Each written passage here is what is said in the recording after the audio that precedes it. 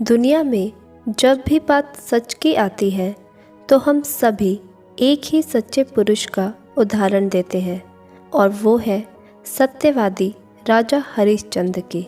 आज तक हिंदुस्तान की पवित्र भूमि पर कई महापुरुषों ने जन्म लिया जिन्होंने अपने प्रखर व्यक्तित्व से पूरी दुनिया को जीवन जीने का एक नया आयाम सिखाया।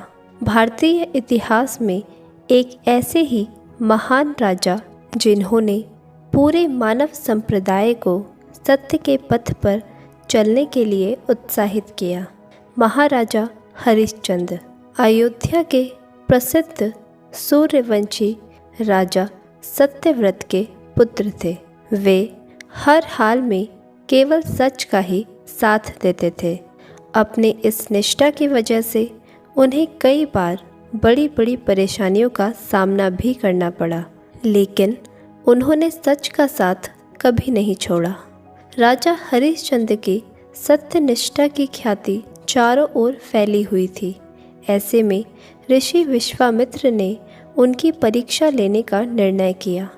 उसी रात राजा हरिश्चंद्र के सपने में गेरुआ वस्त्र धारण किए हुए एक साधु आए, जिन्होंने सम्राट से उनका पूरा राजपाट दक्षिणा में मांग लिया। राजा इतने दयालु थे कि वह कभी भी अपने शरण में आए हुए किसी भी साधु को खाली हाथ नहीं लौटने देते थे। इसलिए राजा हरिश्चंद्र ने अपना पूरा राज्य उस साधु के नाम कर दिया। अगले दिन जब सवेरा हुआ तो राजा के दरबार में एक साधु ने दर्शन दिया। महाराजा हरिश्चंद्र को उस साधु ने अपना सपना याद करवाया, जिसमें उन्होंने अपना सारा राजपाट साधु के नाम कर दिया था। जैसे ही हरिश्चंद्र को अपना सपना स्मरण हुआ तो उन्होंने बिना किसी देरी के हामी भरी और अपना विशाल राज्य उस साधु के नाम कर दिया। दरअसल साधु के वेश में वह महात्मा और कोई नहीं बल्कि स्वयं महर्षि विश्वामित्र थे, जो राजा हरिश्चंद्र की परीक्षा लेने आए थे। इसके आगे साधु ने राजा से दक्षिणा की मांग की। हरिश्चंद्र जी ने अपने सिपाहियों को शाही खजाने में से भेंट लाने के लिए कहा, लेकिन साधु ने उन्हें स्मरण कराया कि राजा ने तो पहले ही सब कुछ साधु के नाम कर दिया है, तो वह राजकोष में से खजाना भला उन्हें दक्षिणा के रूप में कैसे दे सकते हैं। राजा हरिश्चंद्र बड़ी दुविधा में पड़ चुके थे। उसी बीच साधु ने क्रोध में आकर उनसे कहा कि यदि आप मुझे दक्षिणा नहीं दे सकते तो आप मेरा अपमान कर रहे हैं। राजा ने साधु को आश्वासन देते हुए कहा कि हे देवात्मा, मैं आपको दक्षिणा ज़रूर दूंगा, बस मुझे कुछ समय दीजिए। इसके बाद महाराज अपनी पत्नी और पुत्र के साथ राज्य को छोड़कर पावन नगरी काशी में चले गए। यहाँ उन्होंने स्वयं को बेचना चाहा, लेकिन कोई भी उन्हें खरीदने को तैयार ही नहीं था।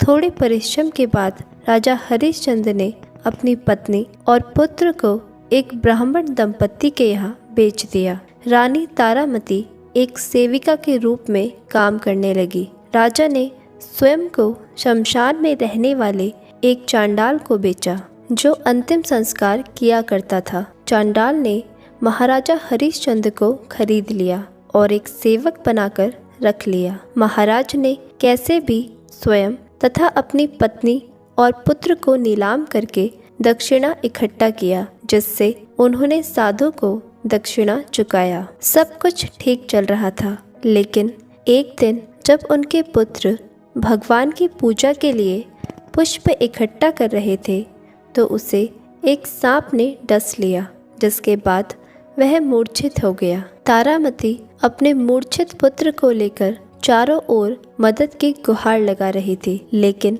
किसी ने भी उनकी सहायता नहीं की और उनके पुत्र की मृत्यु हो गई। तारामती अपने पुत्र के मृत शरीर का अंतिम संस्कार करने के लिए शमशान पहुंची तो वहां उनकी मुलाकात अपने पति राजा हरिश्चंद्र से हुई।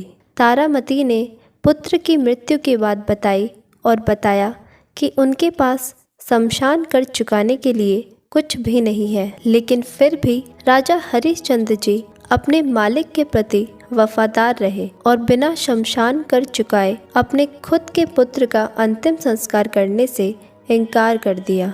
विवश होकर तारामती ने साड़ी का आंचल फाड़कर शमशान कर चुकाने का निश्चय किया, परंतु जैसे ही रानी तारामती ने अपना आंचल फाड़ने की चेष्टा की, उसी क्षण आकाश से मेघ गर्जना हुई और एक आकाशवाणी हुई।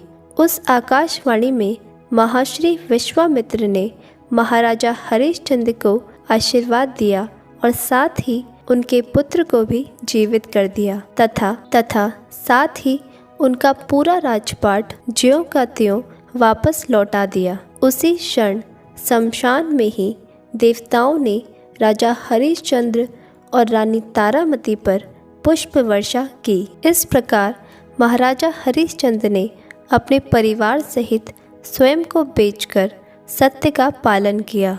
महाराजा हरिश्चंद्र को सत्यमूर्ति यूं ही नहीं कहा जाता, उनका नाम भी पूरे विश्व में बड़े आदर सत्कार के साथ लिया जाता है।